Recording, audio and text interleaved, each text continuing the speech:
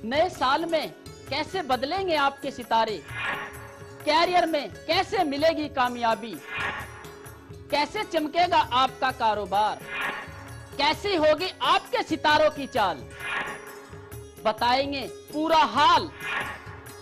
देखिए किस्मत कनेक्शन मेरे साथ, रोज सुबह 9:30 बजे सिर्फ चैनल 1 पर।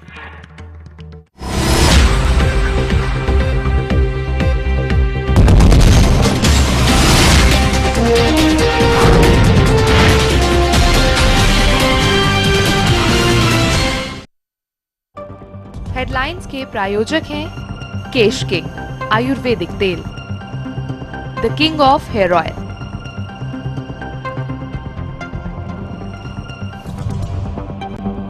देश भर में रही 65वें गणतंत्र दिवस की धूम। राजधानी दिल्ली में राजपथ पर हुआ खास कार्यक्रम। जापान के पीएम शिंजो अबे रहे मुख्य अतिथि।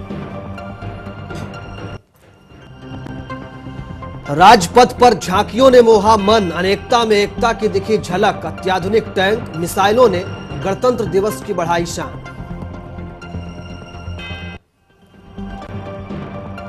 लालकृष्ण आडवाणी ने लोकसभा चुनाव लड़ने के दिए संकेत। बीजेपी आडवाणी और मुरली मनोहर जोशी को राज्यसभा में भेजने की कर रही है तैयारी। दिल्ली के मुख्यमंत्री अरविंद केजरीवाल ने कहा, अराजकता 1984 में हुई थी। अराजकता और एक्टिविज्म में फर्क है। राष्ट्रपति के अभिभाषण पर बोले केजरीवाल। और हरिद्वार में 5 साल की बच्ची के साथ रेप। बच्ची के दादा ने दिया घटना को अंजाम। आरोपी को पुलिस ने किया गिरफ्तार।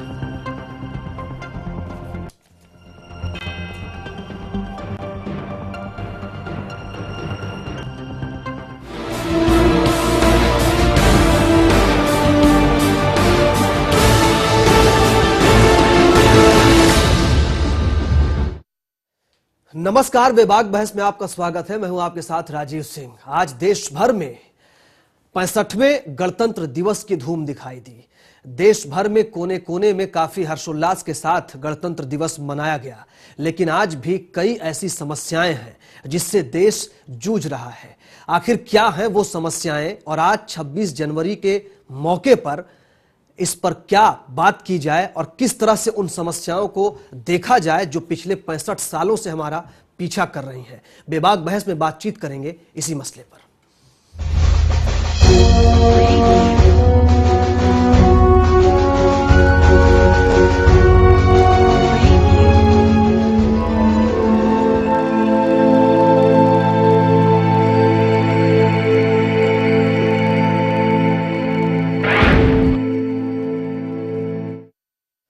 जी, तो हिंदुस्तान आजाद हो चुका है। देश को आजाद हुए कितने साल गुजर गए, लेकिन आज भी भारत इतनी बड़ी समस्याओं से घिरा हुआ है जिससे आज भी इनको अनदेखा नहीं किया जा सकता। इन समस्याओं को नजरअंदाज नहीं किया जा सकता।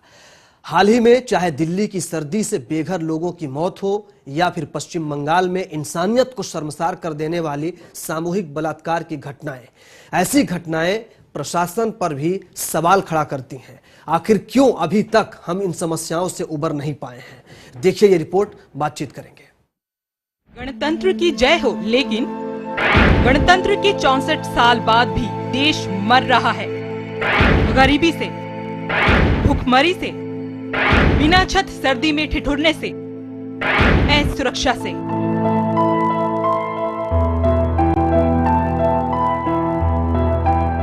ये तस्वीरें जो आप देख रहे हैं, ये तस्वीरें साफ बयान कर रही हैं कि गरीबी, भूखमरी और बेरोजगारी की दास्तान।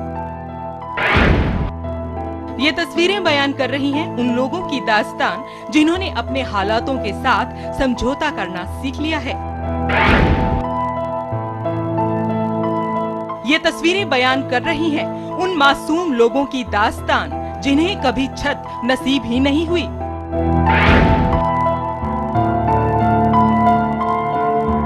जो कड़ाके की ठंड में खुले आसमान में रहने को मजबूर हैं। हैरानी की बात तो ये है कि आजादी के बाद भी लाखों की तादाद में कितने ही लोग गरीबी रेखा से नीचे जीने के लिए मजबूर हैं। जी हाँ, देश को आजाद हुए कितने ही वर्ष बीत चुके हैं, लेकिन शर्म से सिर तो तब झुक जाता है जब 20 साल की एक मासूम लड़की से खुलेआम 13 लोगों से सामूहिक बलात्कार करवाया जाता है। दरअसल अभी हाल ही में एक आदिवासी लड़की से सामूहिक बलात्कार तब किया गया जब खाप पंचायत ने उसे सजा देने का निर्णय किया। वहीं लड़की का कहना है कि उससे बलात्कार करने वालों में उसके पिता से अधिक उम्र के लोग भी शामिल थे। लड़की और उसके प्रेमी को पकड़कर पेड़ से बांध दिया गया और पीटा गया और उसके बाद 50,000 रुपए का जुर्माना देने को कहा गया। जब लड़की ने कहा कि वह जुर्माना नहीं दे सकती, तब उसे सामूहिक बलात्कार किया गया। इस तरह की घटनाएं जहां इंसानियत पर सवाल खड़ा करती हैं, वहीं प्रशासन पर भी सवाल या निशान है। देश की आजादी पर तब सवाल उठता है जब लोग कंपकपाती सर्दी में भी खुले आसमान के नीचे रहने को मजबूर हो जाते हैं। दिल्ली में कड़ाके की ठंड पड़ रही है। जनवरी के महीने में ही ठंड की वजह से 181 लोगों की मौत हो चुकी है। यानी जनवरी में ही 181 लोगों की मौत, वो भी सिर्फ दिल्ली में। सभी 181 लोग सड़क के किनारे रहने वाले लोग हैं।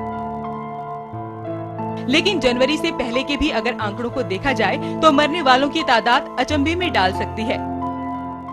आंकड़ों के मुताबिक 1 सितंबर 2013 से अब तक 1113 लोगों की मौत हो चुकी है। सभी मृतक बेघर थे और सड़कों के किनारे रहते थे। ठंड की वजह से बेघरों की मौत के ये आंकड़े गृह मंत्रालय के अधीन काम करने वाले एक एनजीओ के हैं। ये तो ठंड से मरने वाले लोगों के सिर्फ दिल्ली के ही आंकड़े हैं। अगर पूरे देश में ठंड से मरने वालों की संख्या पर गौर किया जाए तो वह संख्या हजारों में हो सकती है। वहीं आजादी के इतने साल बाद भी करप्शन, पीने का साफ पानी, शिक्षा के समान अधिकार, कन्या भ्रूण हत्या और न जाने कितने ही ऐसे मुद्दे हैं जिन पर अभी तक काबू नहीं पाया जा सका है। और इन सब मुद्दों पर काबू पाने के लिए और न जाने कितने साल इंतजार करना अभी बाकी है। मनु लखोत्रा की रिपोर्ट, चैनल 1 न्यूज। जी, तो मुद्दे बहुत पुराने हैं, लेकिन साल नया है, मौका नया है और माहौल भी नया है। इसलिए बातचीत भी नए तरीके से होनी चाहिए कि इन 65 सालों में हिंदुस्तान ने क्या किया। और जिस लोकतंत्र की बातचीत होती है उसमें कहा जाता है कि लोकतंत्र की जो आत्मा है वो जनता द्वारा, जनता के लिए और जनता की होती है। तो ये कितना साकार हुआ, इसी पर बातचीत करने के लिए हमारे साथ बेहद खास मेहमान मौजूद हैं। उनसे बातचीत करेंगे। ब्रिगेडियर आरबी शर्मा जी हमारे साथ हैं, सुरक्षा एक्सपर्ट हैं, आपसे बातचीत करेंगे। सी पॉल जी हैं हमारे साथ, पूर्व आईजी। शिखा शर्मा जी हैं हमारे साथ, सामाजिक कार्यकर्ता। सुलेमान मोहम्मद खान साहब हैं हमारे साथ, कांग्रेस नेता। साथ ही श्याम जाजू जी हैं, बीजेपी नेता, हमारे साथ बातचीत करने के लिए। शुरुआत में करूंगा सुलेमान जी आपसे। बड़ा वक्त दिया है जनता ने आपको देश में राज करने के लिए, लोकतंत्र स्थापित करने के लिए। कहां से शुरू करेंगे आप? जिन समस्याओं की बात हमने की, जिनका हमने जिक्र किया, वो हैं तो क्यों हैं और क्या हो पाया आज तक? देखिए, आपने मुझसे शुरुआत करी है क्योंकि आपने कहा कि हमारी पार्टी को सबसे ज्यादा वक्त मिला या आवाम ने हमें सबसे ज्यादा वक्त दिया। सच है ये तो मैं सबसे पहले आपको ये भी बता दूं कि 26 जनवरी 1950 जिस दिन ये मुल्क एक रिपब्लिक बना, एक गणतंत्र बना, इसकी भी एक रेलेवेंस है।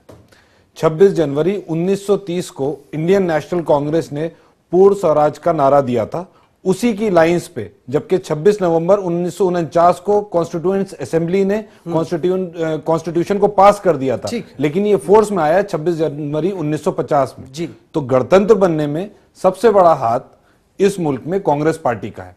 अब आप बात करिए 1950 के बाद, इसकी भी लड़ाई छेड़ेंगे आप? नहीं, लड़ाई हम नहीं छेड़ रहे। नहीं राजीव जी, हम लड़ाई बिल्कुल नहीं छेड़ रहे। इसके लिए भी एक 1950 हो कि किसने स्थापित करवाया? 1950 की बात देखिए, फ्रीडम मूवमेंट में, फ्रीडम मूवमेंट विशेष की चीज नहीं है सुलेमान खान साहब। फ्रीडम मूवमेंट, आज मौका अच्छा है, इसलिए अच्छे मूड में बात की जाए। मैं अच्छी मूड में बात, अच्छी बहस हो। मैं बहुत अच्छी बहस करना चाहता हूँ। फ्रीडम मूवमेंट में इस बात को तो हम मानेंगे कि इंडियन नेशनल कांग्रेस का बहुत बड़ा योगदान है।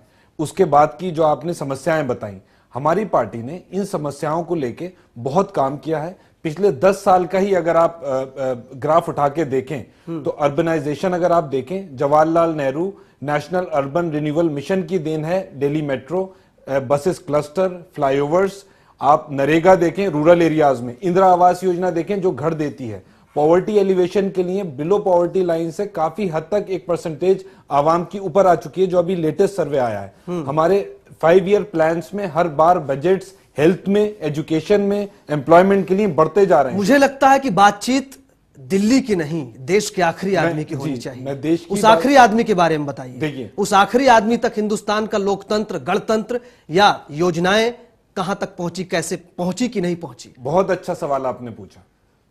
आखिरी आदमी तक ये जमहूरी निजाम, ये डेमोक्रेटिक निजाम, ये रिपब्लिक निजाम कैसे पहुंचा, ये गणतंत्र कैसे पहुंचा, ये भी कांग्रेस पार्टी ने पहुंचाया। अब आप सवाल पूछिए क्यों? वो यूं कि 1900 सन मुझे 80s की याद बात है, ये 1983 में या 91 में, एग्जैक्ट मुझे याद नहीं, 80s के दौर में, ठीक है 80s मान लिया जाए, 80s के दौर में मान लिए, कॉन्स्टिट्यूशन में अमेंडमेंट हुआ, पार्ट 9 और पार्ट 9A उसमें ऐड हुआ, सेक्शन 243A और 243B ग्राम पंचायत और ग्राम सभा और ग्राम पंचायत की बात करते हैं। सेक्शन पार्ट 9A में म्युनिसिपैलिटीज की और वार्ड्स की बात करते हैं। हमने ग्रास रूट पे जमहूरी निजाम को, डेमोक्रेटिक सिस्टम को, अगर मैं गलत नहीं तो 91 की बात है, ठीक है, म्युनिसिपैलिटीज 1991 की बात है, वो इन्फोर्स में 92 या 93 में आया था। वो हमने ग्रास रूट तक पहुंचाया। ये ख्वाब हमारे स्वर्गवासी प्रधानमंत्री माननीय राजीव गांधी जी ने देखा था, जिसके जरिए हमने गांव-गांव तक, आवाम तक डेमोक्रेटिक, आऊंगा मैं एक मुद्दों पर आऊंगा, बात इतनी आसानी से नहीं समझ में आएंगे जितनी आसानी से आपने कह दिया। श्याम जाजू जी, आपके पास आना चाहूंगा। सर, बात वही है, सवाल वही है, मसले वही हैं, मसाइल भी वही हैं सब। क्या लगता है कि अब जब 65वां गणतंत्र दिवस हम मना रहे हैं तो उन चीजों पर एक बार फ्लैशबैक होना चाहिए कि पिछला क्या हुआ है और कहां तक हम पहुंचे हैं? क्या कहेंगे आप? 6 दशक से ज्यादा का अरसा बीत गया जी। देश आजाद होने के बाद आज 65वां गणतंत्र दिन हम मना रहे हैं, और पीछे मुड़कर जब देखते हैं कि इस देश ने क्या खोया है और क्या पाया है, तो मुझे ऐसा लगता है कि जिन्होंने इस देश को आजाद करने के लिए लड़ाई लड़ी, इस आजाद देश के सपने देखे और पूरा इस देश की तरक्की के सपने जो संजोए थे, उनको बहुत बड़ी निराशा, विफलता और परेशानी उनको होगी कि हमने इसके लिए शहादत की थी। आज 65 साल के बाद भी जो आपने पार्श्वभूमि पे जो पिक्चर बताया था कि देश का गरीब गरीब हो रहा है, बेरोजगारी बढ़ रही है, आम आदमी परेशान है। जिस गांधी जी के सपने में जो गांव का आदमी था और अंतिम आदमी का सपना उसको साकार करने की बात थी, वो अंतिम गांव उजड़ रहे हैं। किसानों की आत्महत्याएं हो रही है और स्वदेशी की मूवमेंट सब खत्म हो रही है। विदेशी पैसा सब यहां पर आकर परकीय लोगों का यहां एफडीआई में भी स्वागत कर रहे हैं। इस देश के बेसिक बातें, बेसिक फंडामेंटल जिसके आधार पे इस देश का विकास होने का सपना था, उसके पास किसी का क्यों नहीं हो पाया? सर, सवाल अब ये होना चाहिए क्या? सवाल तो अब ये होना चाहिए कि क्यों नहीं हो पाया। सुलेमान मोहम्मद खान साहब हमारे साथ हैं, नेता कांग्रेस, उन्होंने ये बात कही अपनी तरफ से कि गणतंत्र को स्थापित करने में कांग्रेस का हाथ रहा। हालांकि मुझे भी थोड़ा एतराज है, तब की कांग्रेस किसी की नहीं थी। अब आज का मसला, आज का माहौल अलग है। श्याम जाजू जी, एकदम ठीक बात कह रहे हैं आप। आजादी के पहले कोई पॉलिटिकल पार्टीज का अस्तित्व नहीं था। जो भी आजादी की लड़ाई में काम करते थे वो कांग्रेस के बैनर के नीचे काम कर रहे थे। वो आज की कांग्रेस वो कांग्रेस नहीं थी, इसलिए वो तुलना करने की जरूरत नहीं है। सवाल यह है कि आजादी मिलने के बाद इस देश के आम जनता को जो राहत पहुंचाने का काम था, उसकी तरक्की का काम था, सबका विकास, सबको साथ लेकर जो करने की बात थी, देश में विषमता बढ़ रही है।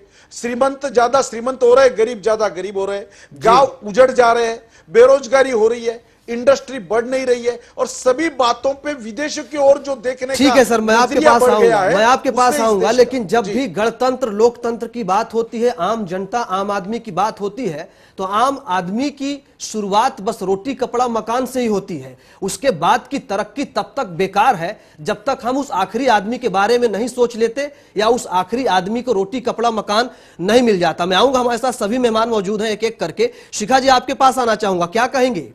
आपने जी इश्यूज रेज किए हैं। आ रहा हूं सर, मैं आपके पास। सर 1 मिनट आ रहा हूं जी। शिखा जी, हमारे देश को आजाद हुए आज 65 साल 65वां शुरू हो रहा है जी। हम उस समय नहीं थे, लेकिन जो हमने सुना, जो उन्होंने देश का बलिदान दिया, वो आज अगर ऊपर हो रहे होंगे, इस देश को देख के वो रो रहे होंगे कि इस देश की हालत क्या हो गई है। कांग्रेस ने जो किया, जो बीजेपी ने किया, किसी भी नेता ने किया, लेकिन हमारे देश में गरीबी वैसी की वैसी है। गरीब दिन पर दिन बढ़ते जा रहे हैं। कोई गरीबी अगर कहीं जी कम हुई है तो मैं नहीं मानती उसको कम हुई है। आप देखो हमारे किसान जो हैं, जो देश में इतना अन्न उगाते हैं, वो विदेशों को भेजते हैं और अपने देश को दूसरे जो मुल्क हैं, चाहे वो अमेरिका है, जो वो कूड़ा फेंकता है वो अपने देश वालों को खिलाते हैं। क्यों? चलिए मैं आपके पास आता हमारे- हूँ। ठीक है, सी पॉल जी हमारे साथ है। पूर्वा जी कुछ कहना चाह रहे हैं। सी पॉल जी। नहीं, मैं अर्ज कर रहा था, मैंने समझा आप मुझसे जी। मुखातब हुए नहीं, हैं। ठीक है सर, तो आप अब आप मुझसे मुखातब हुए हैं तो मैं जी। ये बताना चाहता हूँ, आप इश्यूज की बात की है आपने। आज के हमें कौन सी समस्याएं हैं? आपने गरीबी की समस्या की, आपने कहा भूखमंगी की, आपने कहा कि इसमें सर्दी में लोग मर रहे हैं। हत्तुल वसा सारी चीजें गरीबी के साथ जुड़ी हुई हैं। ये क्यों हुई? जी। आप कहे कि इतने साल के गवर्नेंस के बावजूद ये क्यों हुई? आपको सबसे पहले इसको बैकग्राउंड देखना चाहिए कि सबसे पहले ये है कि जब से आज़ाद हुआ कोई न कोई ऐसी मसला आता रहा जिसके साथ जूझना पड़ा।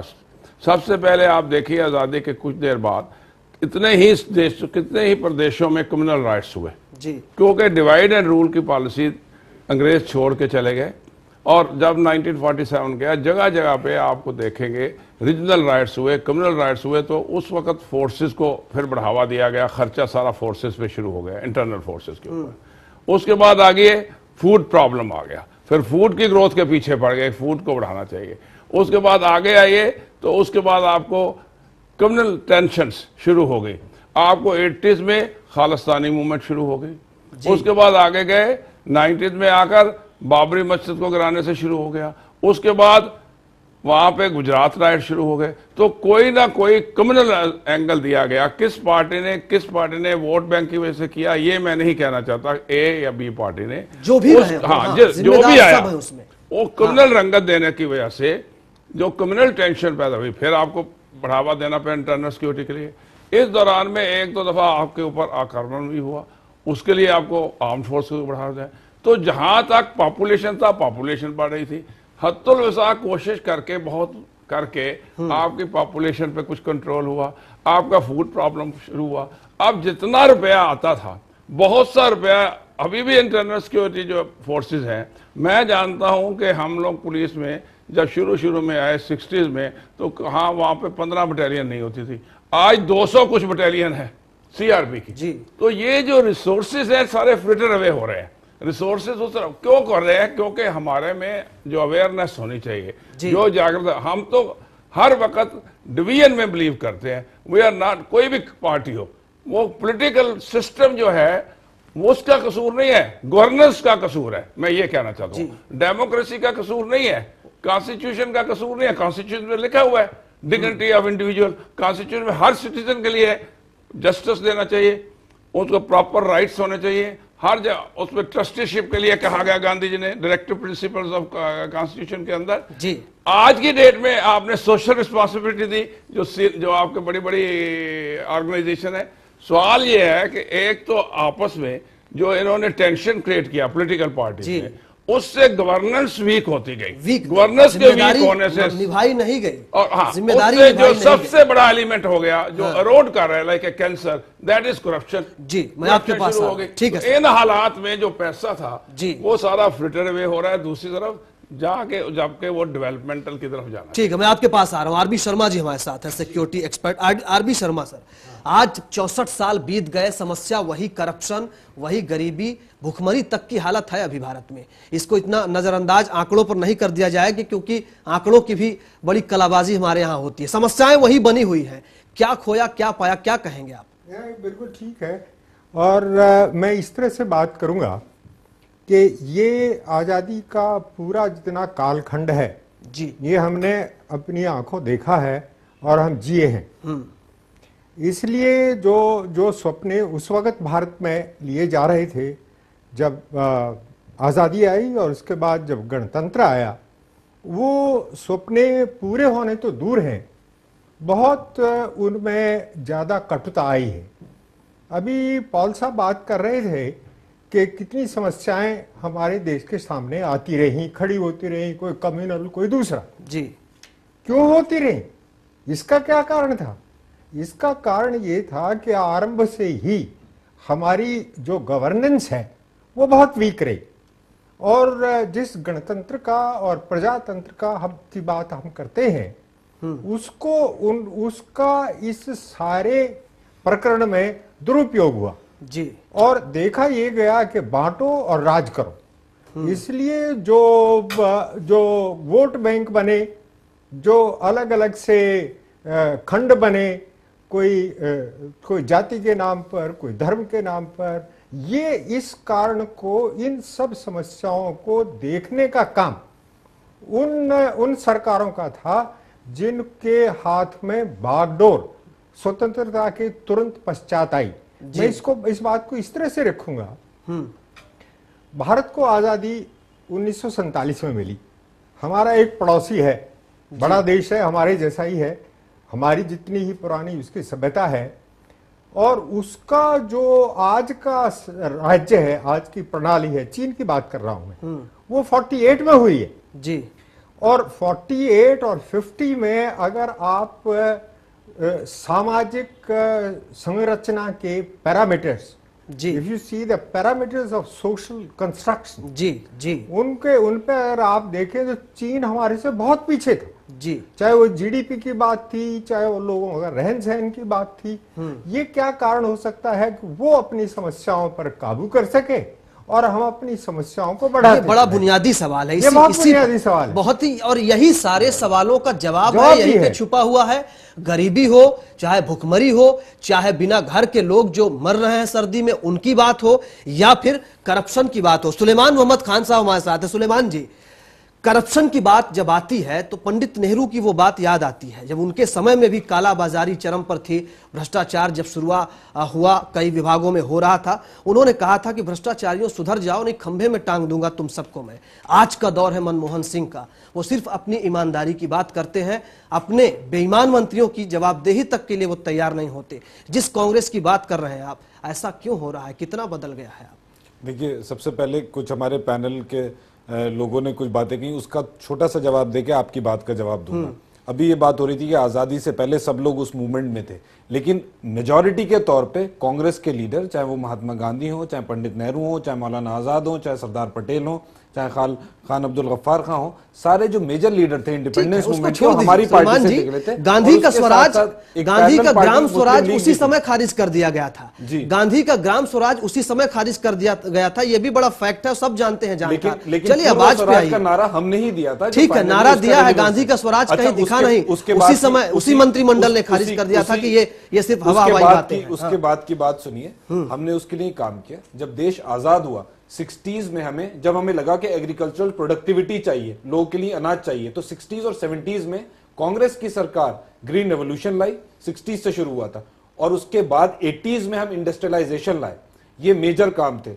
उसके साथ साथ हमारी एक पुरानी डॉरी का बहुत बड़ा काम, डॉरी की प्रथा थी जो बहुत एक अभिशाप थी सोसाइटी के लिए। उसके लिए 1983 में सरकार अमेंडमेंट लाके आईपीसी में 498 एक क्रुएलिटी का प्रोविजन डाला गया, जिससे जो उत्पीड़न होता था महिलाओं का, उससे फाइट किया गया कानून में। और आप कहते हैं क्या पाया क्या खोया? हमने खोया, हमने दो अपने लोकप्रिय प्रधानमंत्री खोए, हमने इंदिरा गांधी को खोया, हमने राजीव गांधी को खोया, और उसके साथ सबके थे, लेकिन हम पार्टी का सवाल था, उसका जवाब थे। हमारी कोई पार्टी सही बात है, वो सबके प्रधानमंत्री थे, वो मसले हमारी पार्टी, सब देश जानता है। लेकिन और आगे मैं बताऊं, जहां तक पॉवर्टी और हाउसिंग की आप बात करते हैं, हमारे टाइम में पिछले 10 साल की अगर आप बात करें तो सबसे ज्यादा इकोनॉमिक ग्रोथ कांग्रेस के टाइम में पीक पे रही है। बीजेपी के टाइम में पिछली 98 नहीं सर, कहीं तो कमी रह गई है सुलेमान जी। और कई योजनाएं मैं जानता हूं, जहां तक गांव से बिलोंग करता हूं, मैं गांव से संबंध रखता हूं। इंदिरा गांधी आवास योजना की आधी उठी दीवारें अभी मुझे याद है, जो 4-4, 5-5 लाइनें खड़ी हैं, आज भी आधी खड़ी रह गई, वो मकान नहीं बन पाए हैं। क्यों ऐसे बहकावे में देश चल रहा है? ऐसा इसलिए होता है कि राजीव गांधी जी, मेरे गांव चलिए, मैं आपको कम से कम 10 घर दिखा दूंगा पिछले 20 साल से आधी दीवारें खड़ी हैं। आपकी बात से अग्री करता हूं कि ऐसा हो सकता है, हुआ हो। आप जब कह रहे हैं बात हुई होगी, आप टीवी पे कह रहे हैं, मैं आपको ये बताना चाहता हूं, राजीव गांधी जी ने कहा था कि अगर मैं 1 रुपया बेचता हूं गांव में तो 85 पैसे करप्शन में मारे जाते हैं और 15 पैसे उसी करप्शन की बात कर रहा हूं। जब पंडित नेहरू का जो वो वक्तव्य मैंने याद दिलाया कि भ्रष्टाचारियों सुधर जाओ, काला बाजारियों नहीं टांग दूंगा मैं, ये दौर कहां आगे आकर वही करप्शन के जवाब दे रहा हूं। पीसी एक्ट ऐसा कानून था जिससे प्रिवेंशन ऑफ करप्शन हुआ, उसमें हमने काम किया।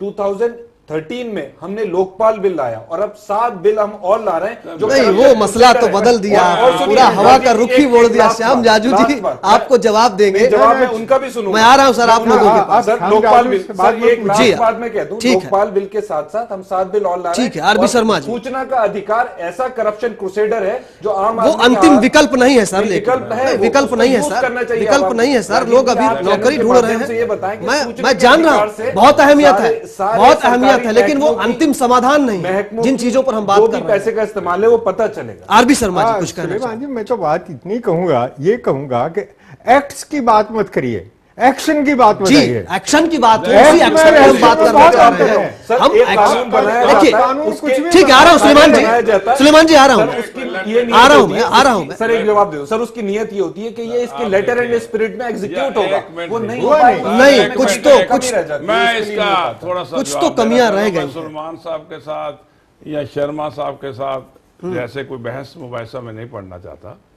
लॉ बना देना जैसे शर्मा साहब ने दिया एक बात है, इम्प्लीमेंटेशन दूसरी बात है।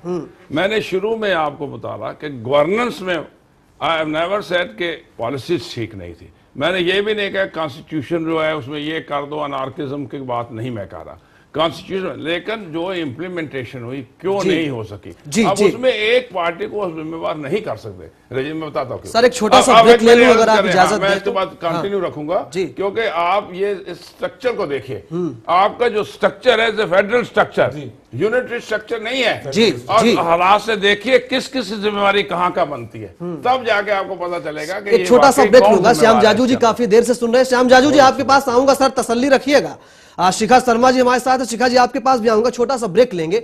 मसला जो है ये एक्शन का है, उसी पर बात आगे बढ़ाएंगे। बात सिर्फ पॉलिसी बना देने की नहीं है, क्योंकि समस्या जो बनी हुई है उसकी वजह भी कहीं ना कहीं एक्शन की कमी है। छोटा सा ब्रेक।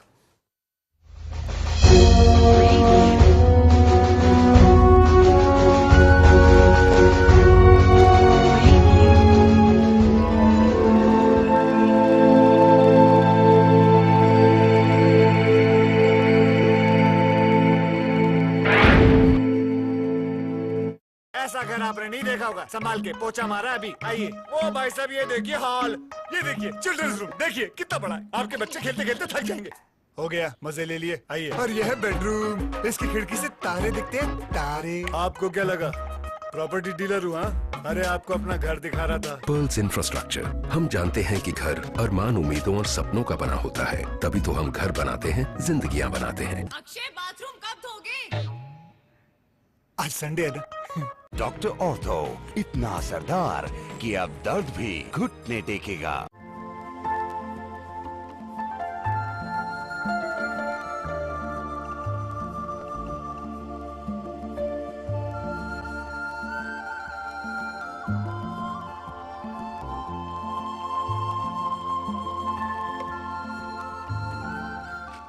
नमस्कार, मैं मुकेश मान, कार्यकारिणी सदस्य भाजपा दिल्ली प्रदेश, अपने प्यारे नरेला विधानसभा क्षेत्र वासियों को गणतंत्र दिवस की हार्दिक शुभकामनाएं देता हूं। जय हिंद, जय भारत।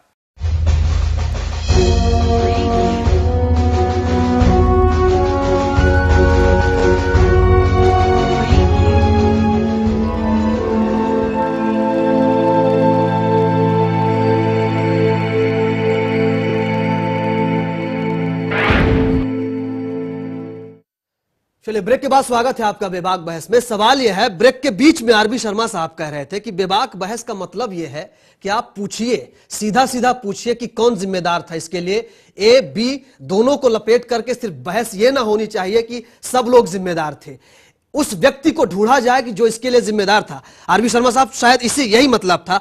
आप बताइए इस बात को कैसे आगे बढ़ाया जाए और क्या कौन कौन जिम्मेदार है, उसको कैसे ढूंढा जाए। मैं जिम्मेवारी की बात देता हूं। हाँ, जिम्मेदार को ढूंढा जाना चाहिए। आपने जब मेरा परिचय कराया तो उस वक्त कहा था कि ये सिक्योरिटी एक्सपर्ट है, जरा मैं थोड़ा सा उधर आपको 2 मिनट के लिए लेके पूरा जाना हक है चाहता आपको, हूं। हाँ, पूरा अधिकार है। आज अगर हम जो बैलेंस शीट बना रहे हैं उसमें ये बातें नहीं आई तो कब आएंगी? जी जी।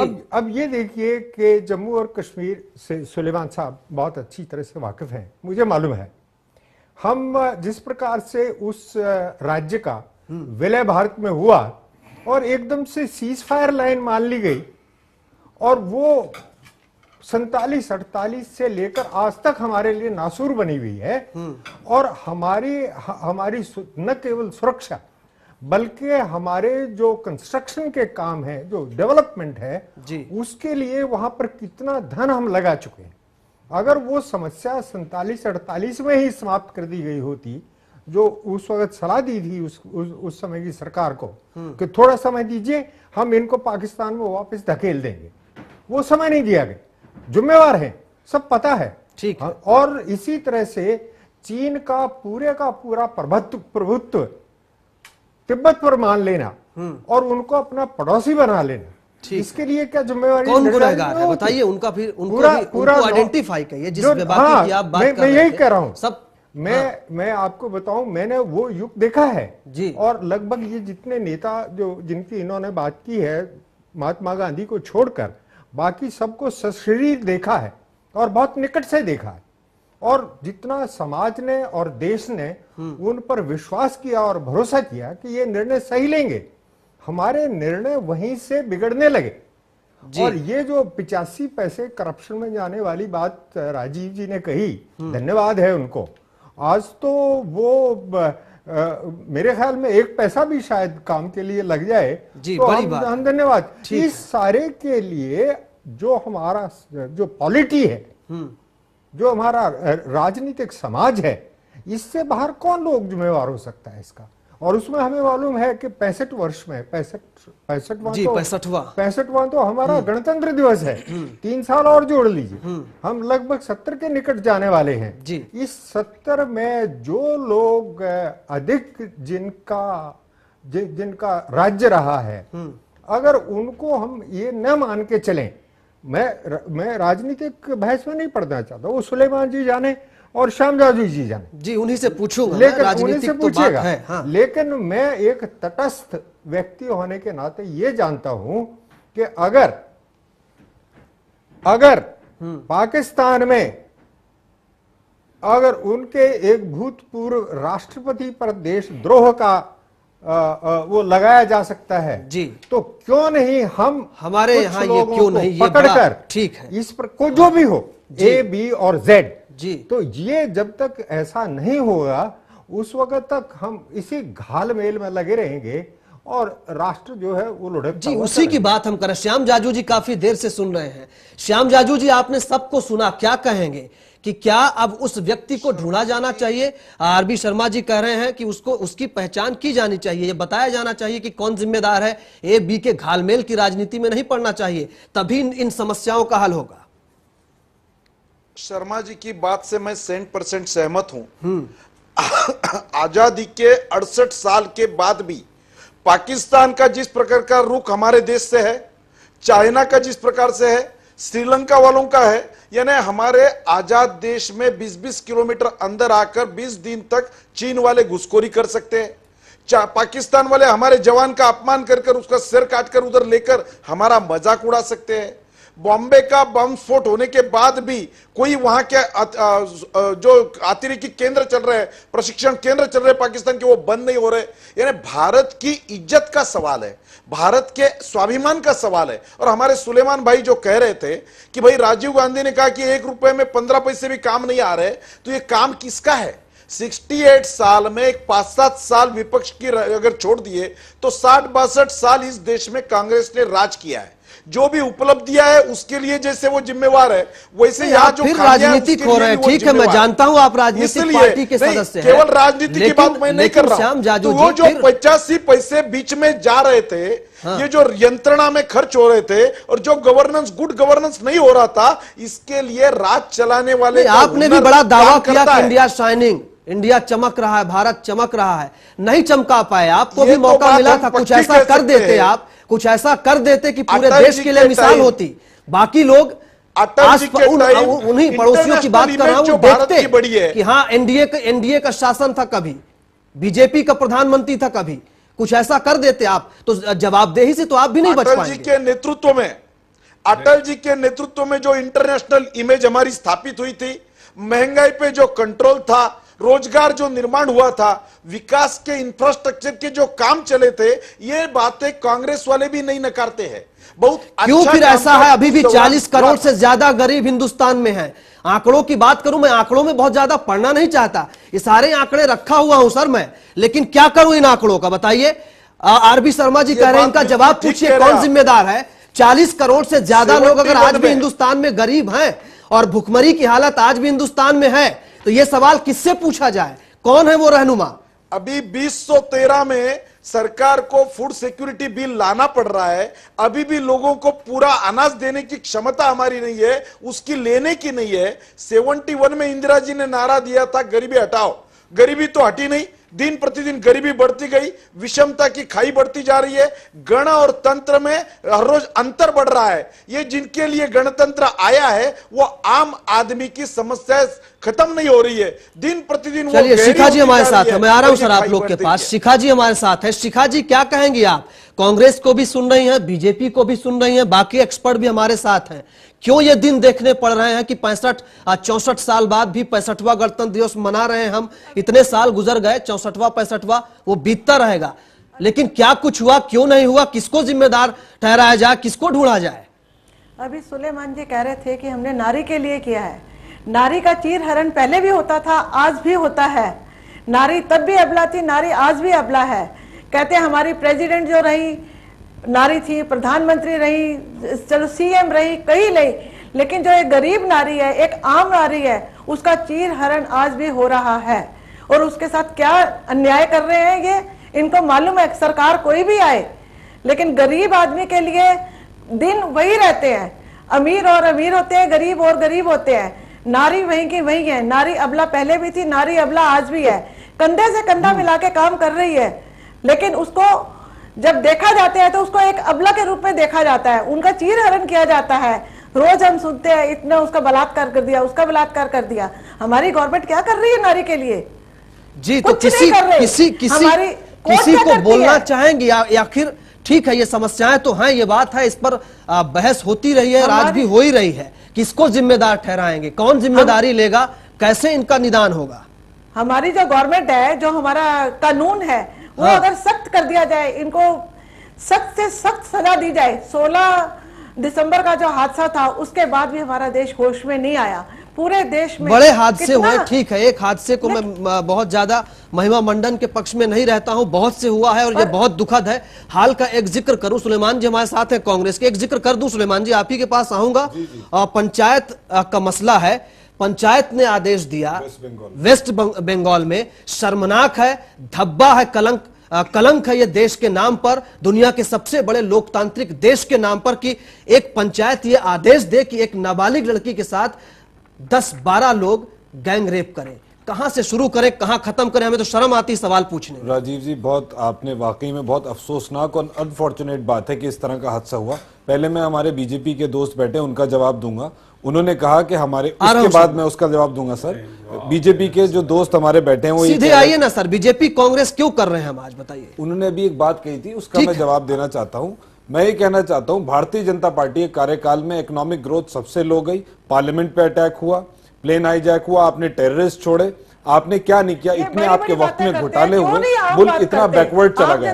वुमेन रिजर्वेशन का, मैडम वुमेन रिजर्वेशन का मैं बता दूं आपको, वुमेन इश्यूज का, हमारी सरकार ने विमेन रिजर्वेशन बिल लाया जो राज्यसभा में पास हो गया है, लोकसभा में आना है। मुख्तलिफ पॉलिटिकल पार्टीज ने उसे अपोज किया था, नहीं तो लोकसभा में पास हो जाता और उसके उस बिल के अकॉर्डिंग 33% रिजर्वेशन पार्लियामेंट में और असेंबलीज में महिलाओं को मिलेगा। हमारे कार्यकाल के दौरान प्रेसिडेंट भी महिला, यूपीए की चेयरपर्सन भी महिला, स्पीकर भी महिला, लीडर ऑफ अपोजिशन भी इवन महिला हो गई।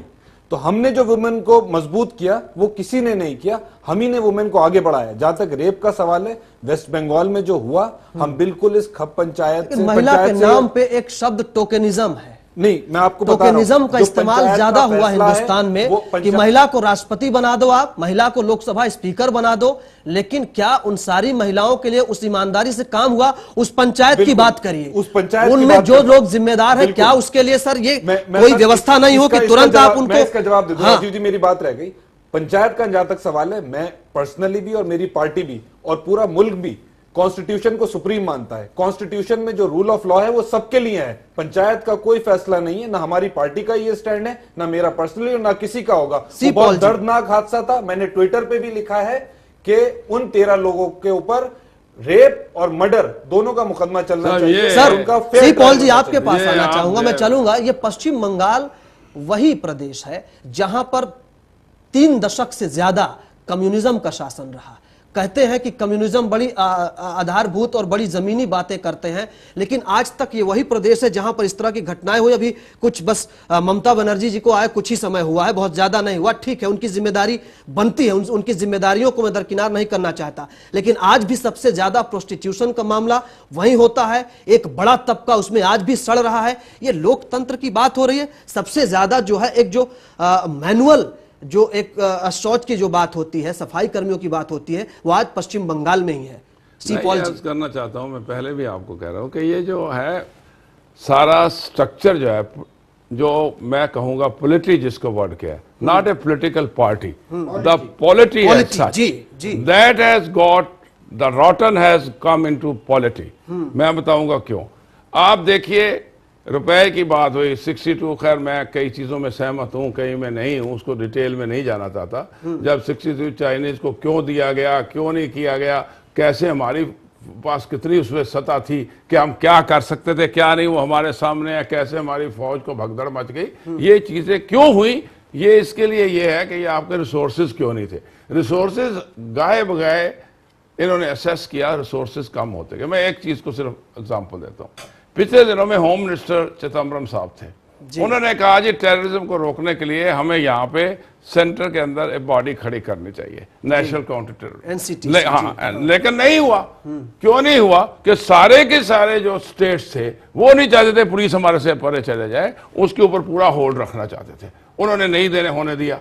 तो ये कहना, तो स्ट्रक्चर में फिर ढीलपन हो गया। जो टेररिज्म को डील करता उसमें फिर ढील शुरू हो गई, क्योंकि उनको एक सेंटर के नीचे अथॉरिटी। मैं बाबरी मस्जिद की बात करता हूं, मैं वहां प्रेजेंट था, सेंटर की तरफ से था, मैं कुछ नहीं कर सका।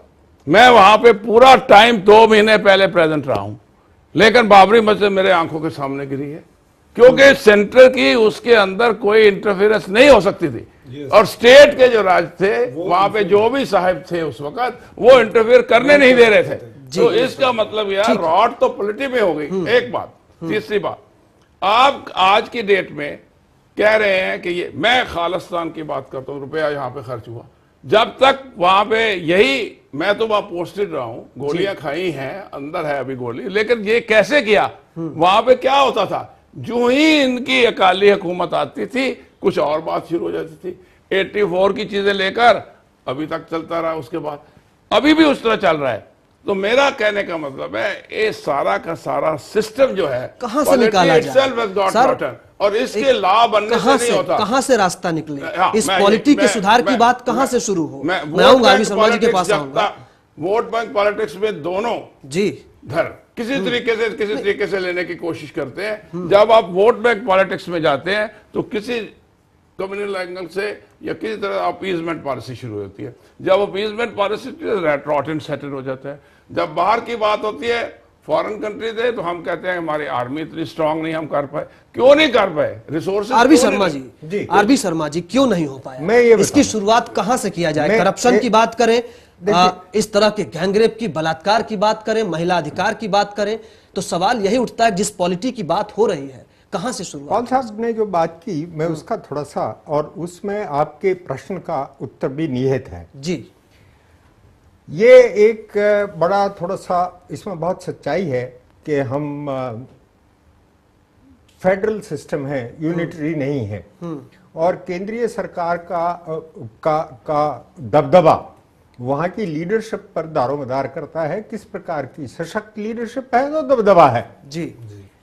और डेमोक्रेसी में संख्या का नंबर्स का गेम होता है, वो बात का ही महत्व है। लेकिन इस सब बात के रहते हुए भी आप ये ना भूलें कि हमें स्वतंत्र होने के 30 वर्ष पश्चात तक, जी लगभग 30 वर्ष पश्चात तक वही सरकार केंद्र में थी और लगभग वही सरकार पूरी स्टेट्स में थी।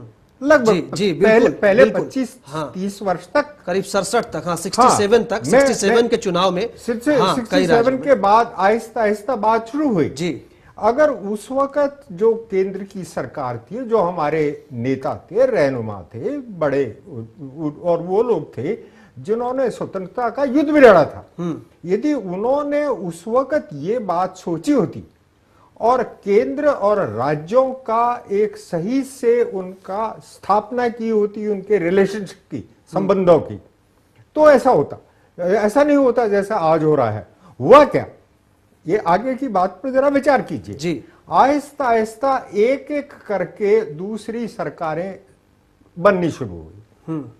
एक आई, उसके बाद दूसरी आई, 24 सरकारों में से 2 दूसरी आ गई, 3 आ गई।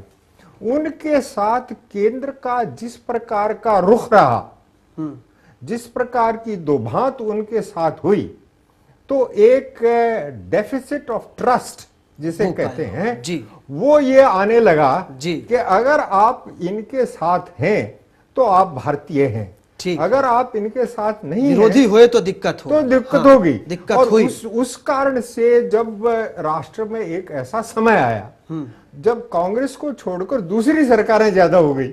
जी, मैं आपको एक परिदृश्य दे रहा हूं। जी बिल्कुल हुआ। आज लगभग वही एक परिदृश्य है। आज भारत के अधिक भाग पर केंद्रीय सरकार से ज्यादा, यानी आप नंबर के हिसाब से गिने, एरिया के हिसाब से गिने, तो आज कांग्रेस से दूसरी पार्टियों की का जहां राज्य है कम नहीं है। जी, अगर आप देखें तो अब वो जो डेफिसिट ऑफ ट्रस्ट है, वो हमारी पॉलिटी उसको सुधार नहीं पाए। जी, और यही इसलिए ये समस्या है। ठीक है सर। श्याम जाजू जी हमारे साथ है। श्याम जाजू जी, मैं आपके पास आना चाहूंगा। आरबी शर्मा जी को आपने सुना, बड़ी अच्छी और बड़ी बुनियादी बातें उन्होंने कही, जो जिसका जिक्र उन्होंने किया। इस पॉलिटी के सुधार की बात कहां से हो, जब राजनीति की बात आती है तो पार्टियों का अपना आंतरिक लोकतंत्र भी उसमें होता है। कई क्षेत्रीय पार्टियों का उदय शायद उस मसले में शामिल है। क्या इसका समन्वय कैसे बनाया जाए, क्योंकि सारी समस्या जो है कहीं ना कहीं राज्य सरकार कहती है केंद्र ने पैसा नहीं दिया, केंद्र सरकार कहती है मैंने पैसा दे दिया, मेरी मुक्ति हो गई है। कैसे इसका समन्वय बने? केंद्र सरकार के और केंद्र में बैठे हुए शीर्ष नेतृत्व की कमजोर रीढ़ का खामियाजा सर वो कभी भी हो सकता है। केंद्र का मतलब मैं कांग्रेस नहीं कह रहा हूं, केंद्र का मतलब मैं कांग्रेस नहीं कह रहा हूं, केंद्र और राज्य की बात हो रही है। ये पूरे देश की पॉलिसीज इंप्लीमेंट करने वाली जो अथॉरिटीज रहती है, उनका अगर मॉरल राइट कम हुआ, उनकी नैतिक महत्ता नहीं रही, तो वो अपनी बातें लोगों से मनवा नहीं सकते, एग्जीक्यूट नहीं कर सकते।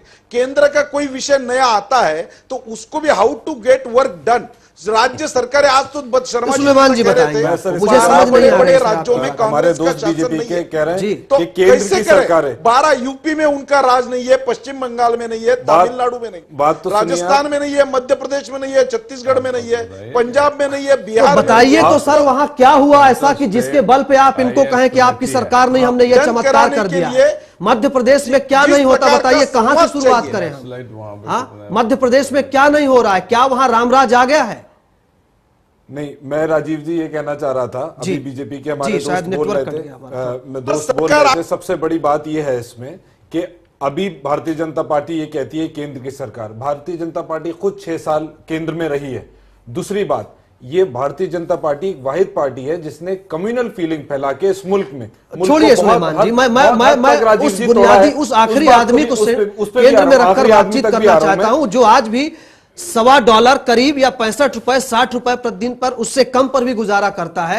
मोन्टेक सिंह अहलूवालिया जी आंकड़े गिनाते हैं कि 32 रुपए जो प्रतिदिन कमाएगा वो गरीबी रेखा के ऊपर आएगा। ये गरीबी रेखा को ऊपर नीचे करने का खेल कब तक? राजीव जी, हमारा कोई खेल नहीं है, हमारी नीयत साफ है। हमने जो नीतियां बनाई उन्हें एग्जीक्यूट करना है।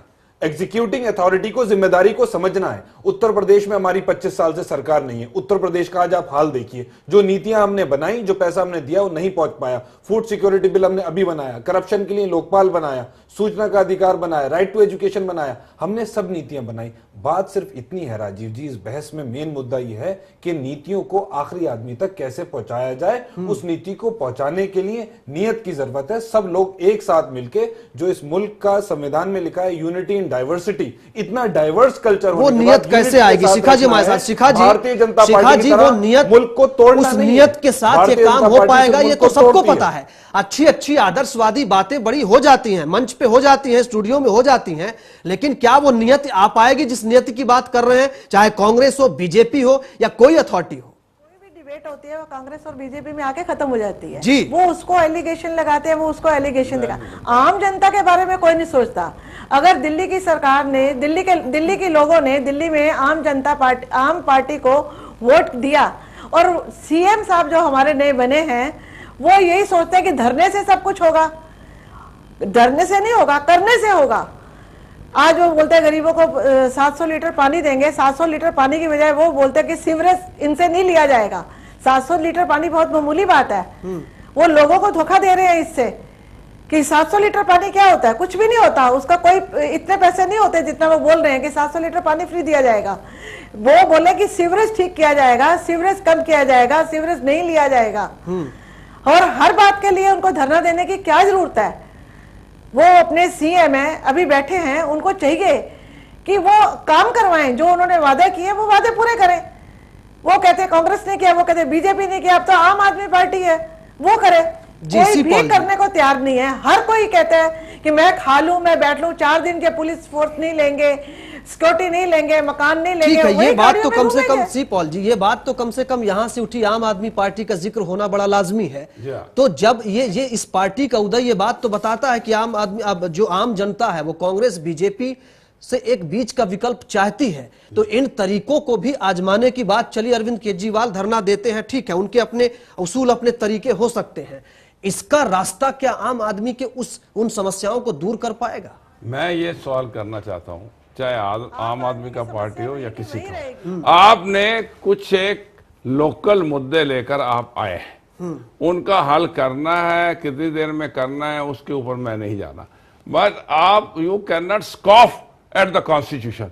आप कॉन्स्टिट्यूशन पे हंस रहे हैं। कॉन्स्टिट्यूशन तो कहती है आपको कि हाँ आप डिग्निटी करिए, इक्वलिटी करिए, लोगों को अंत तक पैसा पहुंचना चाहिए, उसमें तो कोई दिक्कत है ही नहीं। बट अगर आप समझते हैं कि लोगों को आप इल्यूजन देकर रियलिटी को ना मद्देनजर रखते, तो ये जो चीजें हैं, एक किस्म का इल्यूजन दे देना और बाद में क्या उसको इम्प्लीमेंट, क्योंकि जितनी आप एस्पिरेशंस हायर करेंगे, लोगों को ड्रीम्स दिखाएंगे, उसका नतीजा बहुत बुरा हो सकता है। बिल्कुल, ये बात राष्ट्रपति ने भी अपने भाषण में कही। हर वर्ड में ये हुआ है। आपने अगर इल्यूजन दिखा देते हैं और आप इल्यूजन नहीं दे पाते उस तरह, तो आजकल की जो जनता है या जितने, दूसरी बात, आज का जो यूथ है, ही इज एस्पिरेशनल, उसको चाहिए। डेमोग्राफिकली आप देखिए कि आज का जो है यंग जनरेशन है, जिसका आजकल वो younger generation, you give them jobs, they will find out what is to be done in the cities. You give them job, they will find out what is done in the villages. तो ये चीजें जी sir, समय की कमी है sir, जल्दी सब पर जाना जी। उसका जिक्र राष्ट्रपति जी ने भी किया। हाँ, वो उन्होंने किया, हाँ, सबने किया। हाँ। क्योंकि समय नहीं है, इसलिए मैं अपना एक मुद्दा प्रस्तुत करता हूँ इस विषय पर। हाँ सर, जल्दी से। ये सारी समस्याएं हैं जी, और मैं बिल्कुल संविधान का बिल्कुल पालक हूँ और इसकी क्षमताओं को जानता हूँ। लेकिन ये संविधान जो बना, ये गवर्नमेंट ऑफ इंडिया एक्ट 1935 के आधार पर बना और हमने अडॉप्ट किया। आज उसको, अब वो इतना पुराना हो गया है। साहब 98 अमेंडमेंट्स आ चुके हैं। मैं यही कह रहा हूँ, कोई कंट्री ऐसी नहीं जिसमें इतनी अमेंडमेंट आई हो। आज ये बात होनी चाहिए, आज ये बात होनी चाहिए कि इस गणतंत्र के लिए एक इसी संविधान के माध्यम से जी एक नए संविधान की आवश्यकता। जी श्याम जाजू जी, जल्दी से आपके पास आना चाहूंगा जी। प्रोसेस आप हर रोज बधान जी है, वो दिक्कत तो है सर। श्याम जाजू जी, आपके पीएम पद के उम्मीदवार नरेंद्र मोदी जी यूपी में बोले कि विकास के लिए 56 इंच का सीना चाहिए। क्या चाहिए, क्या विकास के लिए, क्या बताना चाह रहे हैं? विकास, जिस विकास की बात, जिन गरीबों की बात हम कर रहे हैं, उनके लिए क्या चाहिए, इसका मतलब समझा दीजिए जल्दी से। इस देश का राजकाज चलाने वाले आदमी को, नेतृत्व को जनता से उसका संबंध चाहिए, लाइव संबंध चाहिए, संवेदनशील मन चाहिए। संवेदनशील मन से इस प्रकार की बातें होती है। जब तक वो जमीनी जुड़ता नहीं है तब तक वो इस देश का कोई भला नहीं कर सकता। और उसको जो मॉरल अथॉरिटी चाहिए, उसके मन में अगर कुछ कर दिखाने की हिम्मत है और करने में और कहने में अंतर नहीं है, तो निश्चित रूप से वो देश में परिवर्तन ला सकता है। यही संदेश नरेंद्र मोदी जी ने वहां के रैली में दिया है। उसके लिए 56 इंच सीने की क्या जरूरत है, ये बात देश अच्छी तरह जानता है। मत बरगलाइए, क्यों? जल्दी से कहना चाहता हूं कि इस मुल्क में यूनिटी इन डाइवर्सिटी है। इतनी diverse religion, regions, caste, creed के बाद ये मुल्क इंटीग्रेटेड है, यूनाइट है। इसमें कांग्रेस पार्टी का बहुत बड़ा जल्दी से कंट्रीब्यूशन है। नरेंद्र मोदी डिवाइडर है, वो इतने लोगों के खून का कातिल है, वो कम्युनल आदमी है, उसने इस मुल्क को बांटा है। ठीक है, कांग्रेस ने सुलेमान जी, हमारे देश में कानून सख्त होना चाहिए। कानून के बदलाव की बहुत सख्त जरूरत है, उसमें बदलाव होना चाहिए। नारी के प्रति इनको जो इनके भाव हैं वो भाव रखते नहीं है, सिर्फ बोलते हैं कि नारी की रक्षा के लिए, नारी की रक्षा सख्त से सख्त कानून बनाया चाहिए। और कोई भी उस पर हम जाना भी नहीं चाह रहे, इसलिए उसका जिक्र मैंने नहीं किया। ठीक है शिखा जी, उन्होंने कहा सब ट्राइबल को क्या कर दियो, क्रिश्चियन बना दो। जहाँ पे बुद्धिस्ट थे, वहां पे हिंदू थे मणिपुर में, उन्होंने कहा सबको, सब ट्राइबल्स को हमको क्रिश्चियन बनाना चाहिए। चलिए, तो मैं ये कहना चाहता हूँ, इसका कोई अंत नहीं है। बढ़ते बढ़ते आप ऐसे करते हैं कि बिल्कुल डिवाइड कर देंगे कंट्री को। चलिए, बहुत बहुत शुक्रिया आप सभी मेहमानों का हमारे बहस में हिस्सा लेने के लिए। लेकिन एक जो बात है कि दाने दाने पे लिखा है खाने वाले का नाम, स्कीम जो है, योजनाएं जो हैं वो ऐसी बने कि वास्तव में हर शख्स तक, उस आखिरी आदमी तक खाने का दाना पहुंचे, सिर्फ हवाई बातें ना हो, तभी माना जाए कि लोकतंत्र का, लोकतांत्रिक सरकार है, लोकतंत्र है देश में। बहुत शुक्रिया आप सभी का चैनल वन देखने के लिए। देखते रहिए बाकी खबरों के लिए चैनल।